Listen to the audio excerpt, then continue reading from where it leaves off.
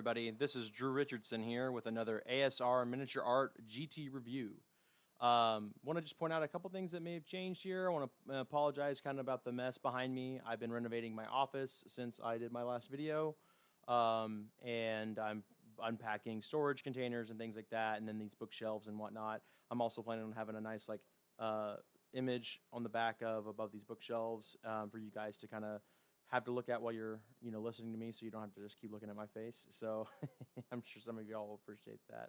But anyways, forgive the mess. I'm just trying to get things backed up and getting some new equipment in for painting and whatnot. So I appreciate your patience with me on that. I just got home yesterday, last night, from the Lone Star Open GT for Star Wars Legion. That is part of the grander Lone Star Open GT by Frontline Gaming. It's their convention in Dallas or Allen, Texas. I don't know. It's all Texas. I apologize, my Texas listeners. I'm sure to you guys it's not just all Texas, but it's all just Dallas is what it really feels like. But no, it's in Texas. Frontline Gaming hosts it every year. It's an awesome convention that hosts a multitude of games: 40K, Age of Sigmar, Armada, X-Wing, Kill Team, Shatterpoint, Star Wars Legion. There was some Marvel Crisis Protocol. So many different game systems there. Frontline Gaming is such a good host and steward of all of our gaming communities and allowing us to have big events to attend and compete at for pretty much any game, and I love that about them. And I go to this event every year with my Star Wars Legion community here in Oklahoma, and this event also is in honor of our military. So, thank you for our military for your service, and thank you, FLG, for having an event dedicated to them. I think that's very honorable of you to do and appreciative. So that's what it is. Lone Star Open is a big Frontline Gaming tournament. That many of you listeners know. They have several, I think like 8, that go on all year round at different cities in the U.S., and this is the one closest to me that I attend every year for Star Wars Legion. So, like I said, I went for Star Wars Legion with a large group from Oklahoma, and I'll get into that here in just a second, kind of, who all went and whatnot. But I go there for Texas because it's really close, and I enjoy the food and the ambiance that's there. It's also probably the biggest event I can go to within driving distance outside of like Adepticon. And even then, Adepticon's like a 13-hour drive. It's not like I'm really wanting to make that drive. But it's just a great event all around, and it's from Frontline Gaming, who do a great job. So I went for Star Wars Legion. I took my clone army, led by Anakin, who I've got a sweet proxy model of Plo Koon. Same army I took to Adepticon, just a little bit of a different list. Changed some things around. I'll go over my list here in a bit just to let you guys know. But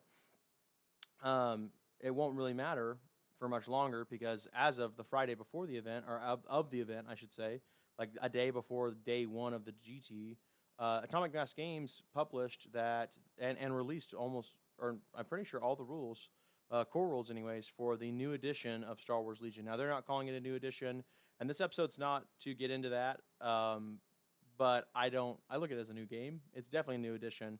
I don't know why they don't call it that, but that's their prerogative. I don't really care one way or the other. I think I'm excited for it, and I'm really amped up to see where things go for Star Wars Legion going forward. And I thought it was a really cool release, and I'm excited for that. And so this turned into kind of a last hurrah of the game as we know it. In fact, the main TO, Zane, had us all sign a printed out copy of the rules, the last updated rules that we were playing with. He had us all sign a copy so that he could cherish it and come, we could remember this time. And I love that. I thought it was really cool. So just to let you all know, that did have an impact on the weekend. I want to make sure that, again, these reviews I do are to give you guys insight on, how you might want to go to the event and things like that. Like, is this something that you would consider going to? And I want to make sure that when I'm talking about the event, I don't bring that up too much as an impacting factor. But I do want to make sure you're aware that this grading may have an exception to it because of that. The event definitely had a feeling around it that we all knew after today, or this weekend, I should say, we would never be playing this version of the game ever again. And a lot of times whenever events have a new edition come out before the event, it can cause drop offs and cause low attendance and cause people to not care as much. And so I don't know why that is. I mean, I understand it. I've not really delved into why that is the case, but I get it. I definitely was more excited for the new rules the whole weekend than the games I was playing because I wanted to go spend time learning those rules and playing the new version of the game. But I tried to not let that stop me from enjoying myself. Just want to be totally honest with you guys about it though, and explain that that is part of the discussion. So, and again, I'm excited for the rules, but it does take away from my focus, which was this weekend. So, this video is not about those rules. I just wanted to bring it up. Now that I've repeated that a million times, I'll go ahead and go into who all went.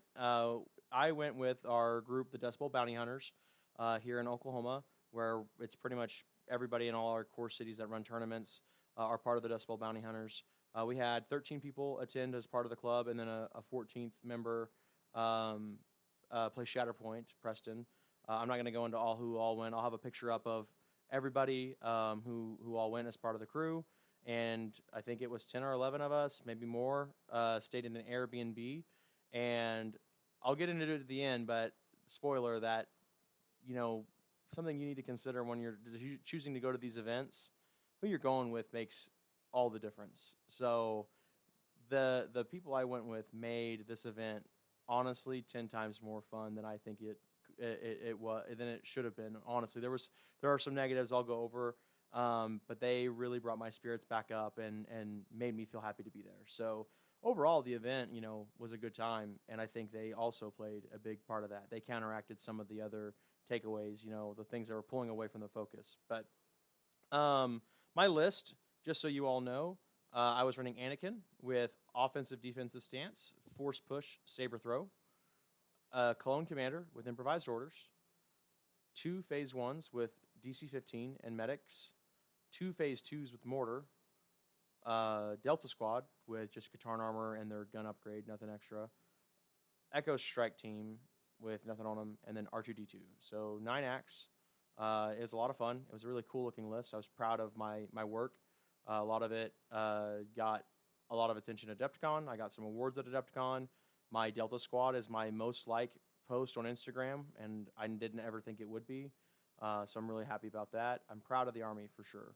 And that's what I took this weekend. I was going primarily with the goal to try and win some painting accolades and just have a good time telling cool stories on the table. I'll go into the games first, and then we'll get into the kind of the soft score stuff later, and then the final announcements. I don't remember all the placements, so I'll apologize in advance for that. I'll try to pull up the top 8 on Longshanks here, but I believe you all should be able to look that all up on Longshanks yourself if you'd like. So my games, I had game 1 was against a very dear friend of mine that I have not got to play in a while, and I'm very glad I was able to. James Russell from Texas. James had an unfortunate but albeit pretty funny story. James, sorry if this is a little tender spot for you, but if you're hearing this, but he drove an hour or an hour and a half to the event and realized that his army got misplaced and did not make it into his vehicle.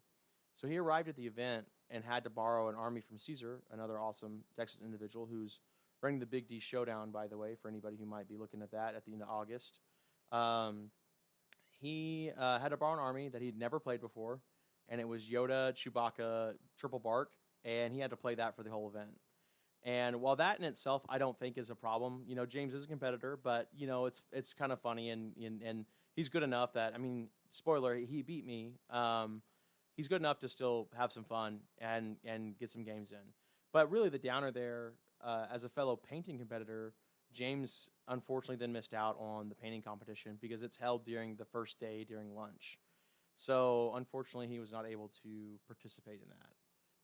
Which that was a bummer. I love being able to compete against James at these events because he does such an amazing job on his armies. They look wonderful, and I just am always excited to see what he has. I message him a lot for inspiration. I'm getting ready to do a Rebel army, and he's done a fantastic Rebel army, so I always like to get a look at what he's got. So that being said, The game we played Clone and Clone Payload. Chewbacca Yoda is a pretty rough matchup, I think, for me with Payload because Yoda can get into whatever he wants. He had a really good start, being able to just kill Delta Squad. I think started turn 2 with Yoda, and then he was able to kill R2D2 with all 3 of his barks. Just dove in and wiped R2 out turn 1. And it came down to a pretty pivotal turn 3 where I had a chance to swing it back, but I couldn't get through any of his saves. And I don't remember the exact score, but he ended up winning it. And it was a lot of fun though. It was James is a really fun guy to play against. I have a lot of fun just getting to talk to him all the time, and when we do get to get a game in, it's really just a blast. So that being said, and I'm looking down here at my notes, y'all. So the next thing that game 2 was against, I don't remember everybody's name, so forgive me. And it also doesn't help that like Longshanks keeps track of like people's made up names, not their legal names. So I can like remember this is Joseph or whatever, right? But it was an Empire player who was playing Darth Vader and 19th Sister or whatever the heck her name is, one of the Inquisitors, and some range troopers and snow troopers. And we played hostage. The game was incredibly close. I had a very strong start. I killed a lot of stuff. I ended up killing just an absolute ton of stuff. He had a Lat with Vader. I killed Lat. I killed Vader. I killed all but one of his range troopers. I killed one of his snows. I killed a couple of his stormtrooper units he brought that I forgot he brought some of those as well. We both got our hostages back to our deployment zones, where really the game, and I ended up getting R2 secret mission, where really the game fell apart for me was Vader survived the last 3 turns of the game. Or sorry, he survived turns 3, 4, and 5 with 1 wound left. And I couldn't get the wounds on him. And then finally I was able to kill him turn 6, but it was too late. And the sister, the Inquisitor woman, I attacked her twice in a row with Anakin, and she saved 10 straight saves from Anakin. She didn't take a single wound. And that what ended up happening is that let her be able to get into my hostage carrier and kill it the very last turn of the game. So I lost 2-1. I had a game that should have been pretty well locked in of 3-2, but it went to 2-1, and it was unfortunate. So kind of a bummer game. It was, but my opponent was really cool, and we had a lot of fun, and we were laughing and having a good time. And honestly, overall, I had a great time playing all my opponents. Every single person I played against was just really good, really cheerful. Day 1 though was pretty rough. The games were a lot closer. You're trying a lot harder because it's day 1, and you're trying to get into it. But then it just didn't work out for me. Then I played against Shadow Collective, game 3, and we played Sabotage the Moisture Evaporators. And that game also was very close. It came down to the very last activation. We both fixed or broke whatever our Sabotage Moisture Evaporators pretty quick. And then I basically sent my whole army into him and started just wiping him out, trying to wipe him out. And I got on one of his moisture evaporators with Anakin and Delta Squad and started to break it, or fix it, whatever, which one mine was. But he ended up getting Cad Bane onto mine, and he was able to do one more activation on the mission than I was. And again, it stopped me from having a pretty secured win to a loss, and that was unfortunate. I think it ended up becoming like 4-3 or something like that. I don't know the exact score, but it was a tough time. But that was day 1. We played 6 games overall, and then it came down to day 2, where I went in going, I'm tired. I just want to relax and have a good time and just kind of get through this and just make sure I'm smiling the whole time, bearing it and grinning it, and and also painting had been done, and that didn't go quite the way I'd wanted it to, and so day 2 was just kind of, I was exhausted. We stayed up very late playing cards every night, and I was tired.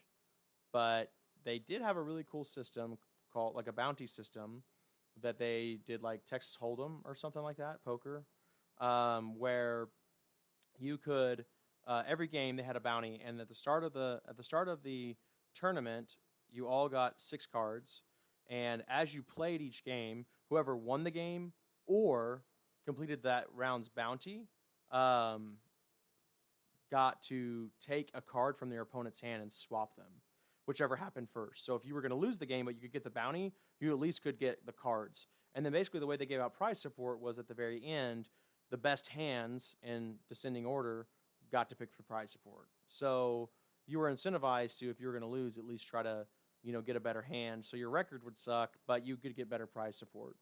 And so I ended up getting a couple bounties day one, but day two, it was like, I'm 0-3. I'm going for just bounties now at this point. I'm going to try to make sure I have fun and just do some cool, wacky stuff that I wouldn't normally do because I've got these bounties. And I'm going to try to make sure I get some cool prize support. So that being said, game 4, I played against Rebels, and we played key positions. It was a really fun game. He was playing a Cassian K2 Leia list with vets and ATRTs, which was cool to see. We don't see ATRTs a lot. We killed an absolute mess load of stuff, but it came down to the very end where he just had too many activations. He ended up he 3-0'd, but realistically it should have been 2-1.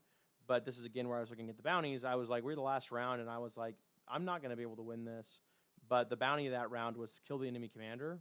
I said, you know what, screw it. I'm not gonna win. I'll let you have the 3-0. I don't care. And I moved Anakin and saber throw, fire supported a mortar team into Leia and one-shot Leia. And I was like, all right, cool, I'm getting the bounty. You win the game, but I get the bounty. And it was crazy. It was so wild. And then it was really sweet because there was this piece of terrain. And again, I'll have pictures up as we're talking here. I had this piece of terrain in the middle of the board that was like this exploded like container or whatever, and that was the key position. And I had Delta Squad like hunkered down in the terrain piece, just like, all right, here we go. We're trying to defend this point. And then Cassian and K2 and and he had Din Djarin too. Yeah, this list was cool. He had Din Djarin coming after me, and they just got surrounded. But it was like that's totally what would happen to Delta Squad. They would get surrounded and have to deal with a really difficult situation. It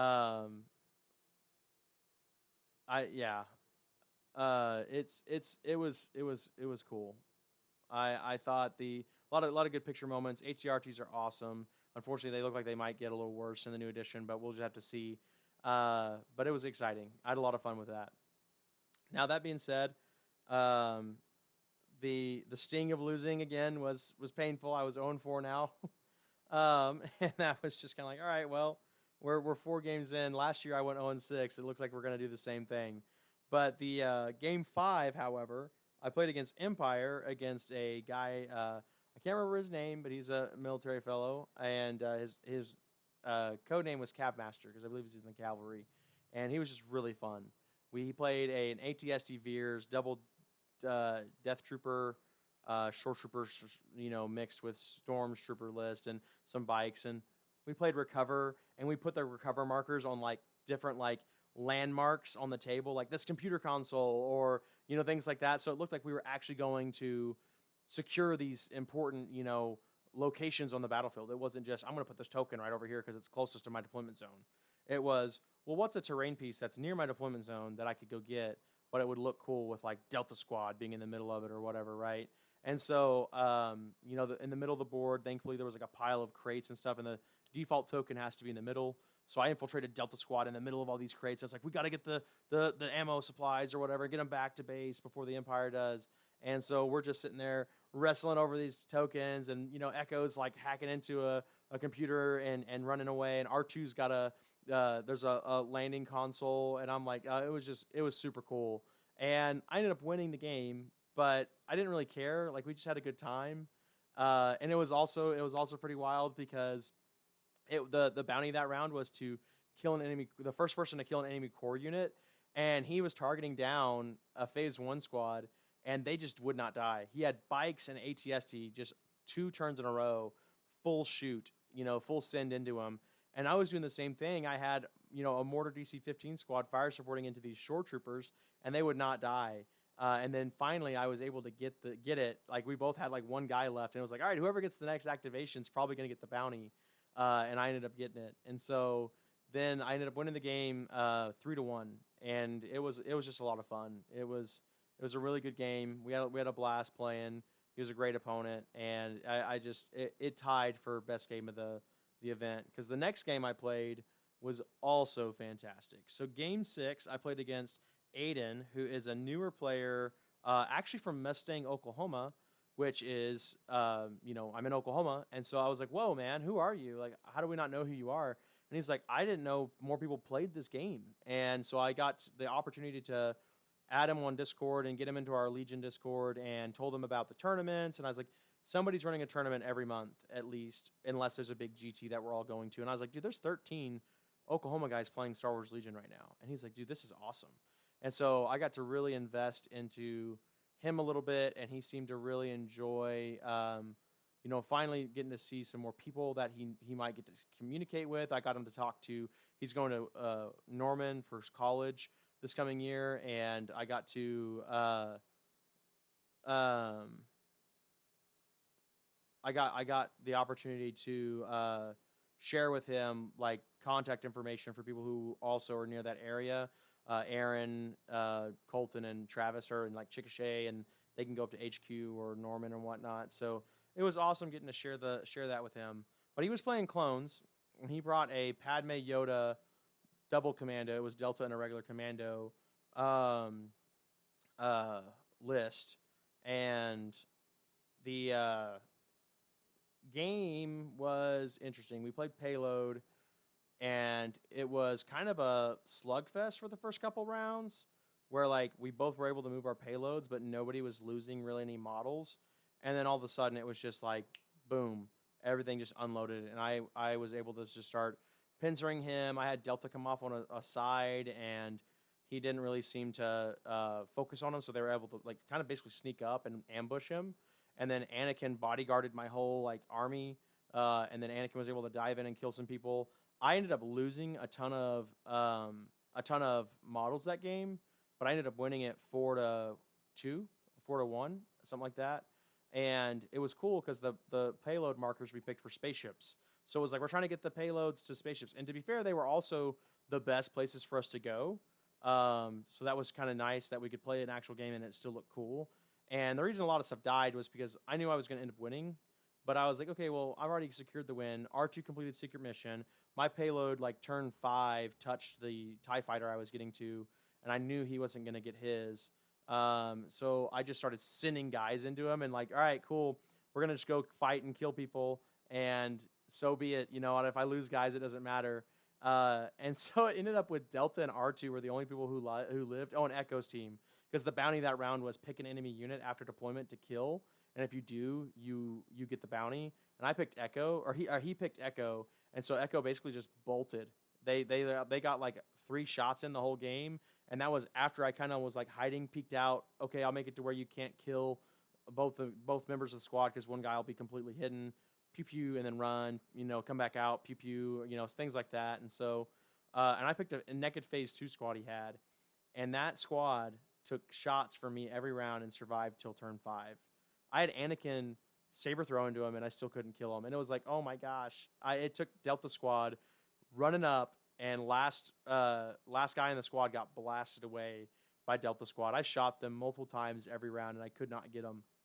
It was awesome. So that game was just really fun, and it was awesome getting to meet Aiden.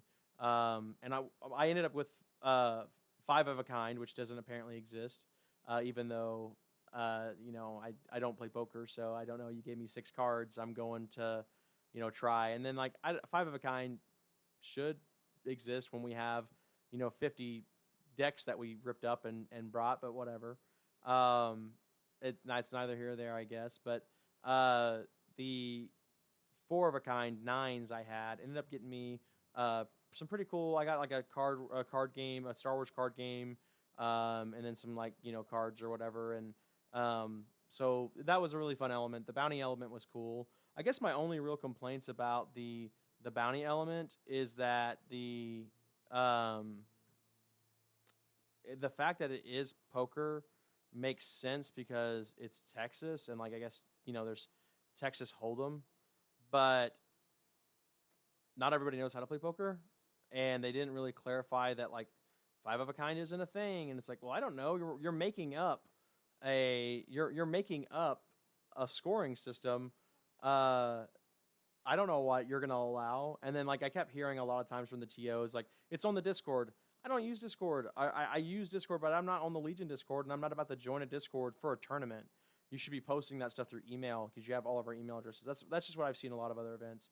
That was a little frustrating. I didn't like that they kept saying go to Discord for clarification on things. I don't want to have to do that.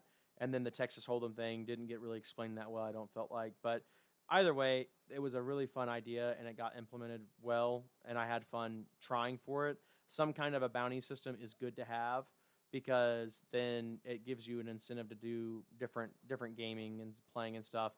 And also the prize support this year was handed out better. We all got dice. We all got cards. They did raffles. They had Josh Picaro, which is an old Oklahoma member, donated some really awesome Scarif prints that were huge, like a canvas painting print. And they made it to where you couldn't, like, you kind of were incentivized to play every round because you didn't get prize support unless you played every round because they gave it out during every round.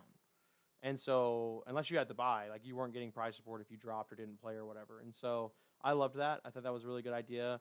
There was also like the play it painted thing AMG sponsored, which was anybody who had a painted army got to be entered in some prizes, and every single person played with a fully painted army, which is fantastic.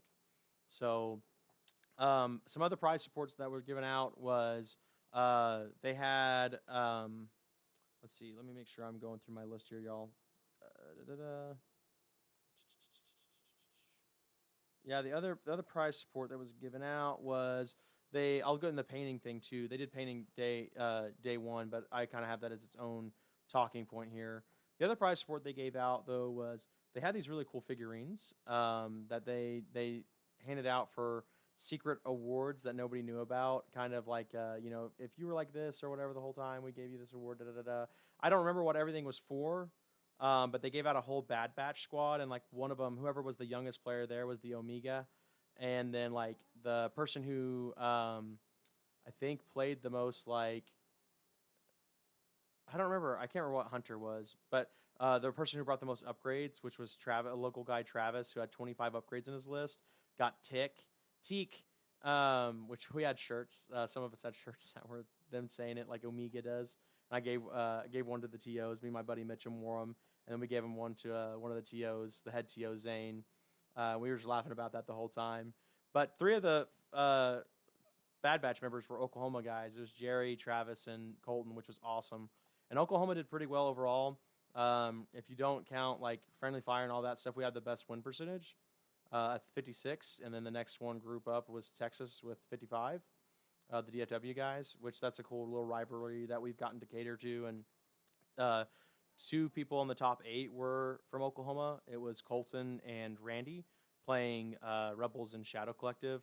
Colton got second overall, which was awesome. And then Randy got 6th with Shadow. And then after that, Jerry got 9th. And so we had a really good showing for Oklahoma at the event, and I love that. I think a lot of people, really, really enjoyed the rooting on of our teammates, even if we weren't doing well. And then the winner of the whole event was Austin. I don't remember Austin's last name. Apologize, Austin. But he's Poison Dart on the rankings, and I think maybe in the forum. But so yeah. Sorry, I lost thought there, guys. Austin won it again. He won it last year, so congrats though, Austin. Really did a great job, and I think you should be proud of that. You did a great job, and you played 3 Oklahoma guys to get there. So Tyler, Aaron, and Colton, I believe, all had to play you, Jerry. I'm sorry, Jerry had to play you. So, yeah, that was right. Yeah, Jerry.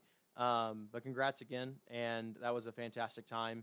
The other awards that were given out, I don't remember, but there were 3 other figurines that were given out, and they were for TO. Each TO gave a secret award out that was like special to them.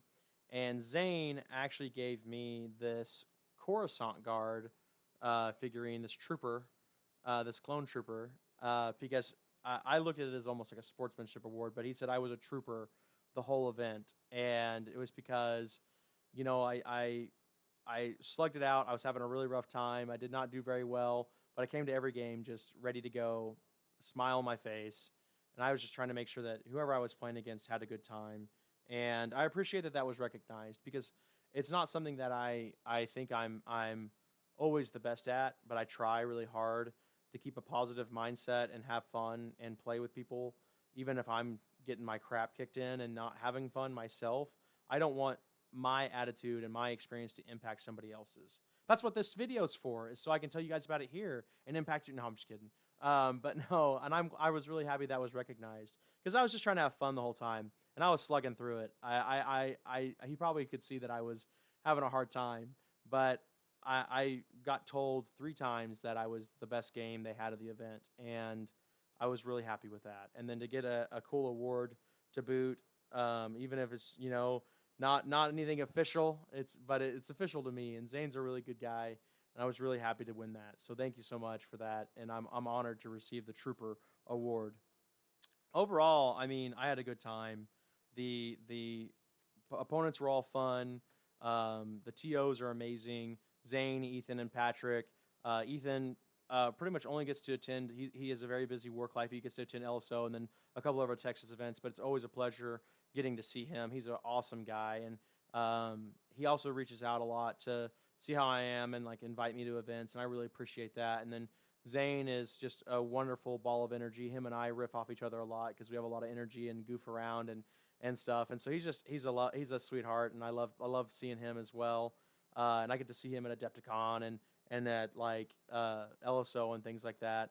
And then Patrick, who was here a few years ago but had to miss out recently and then handed the things off to Zane, got to come back and help TO. And I haven't got to really know Patrick a ton, but every interaction I had with him was absolutely positive, and he seems to be very aware of helping people, and that's a huge thing with a TO. He was ready to go at all times, and they were all really good at making sure we all got the assistance we needed, and I appreciate that.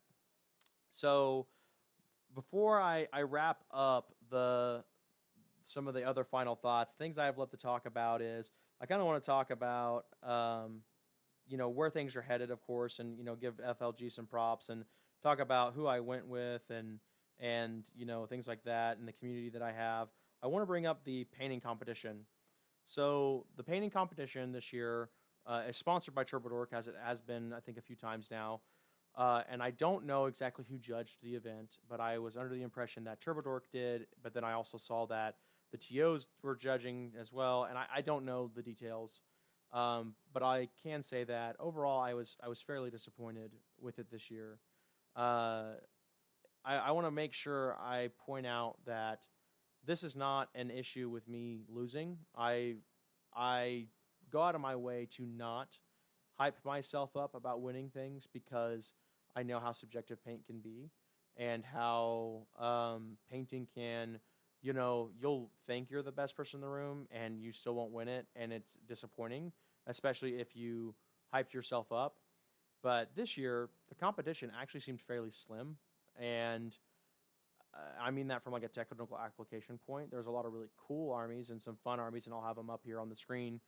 But as far as like actually well painted and executed and cool armies, I felt like there was slim pickings.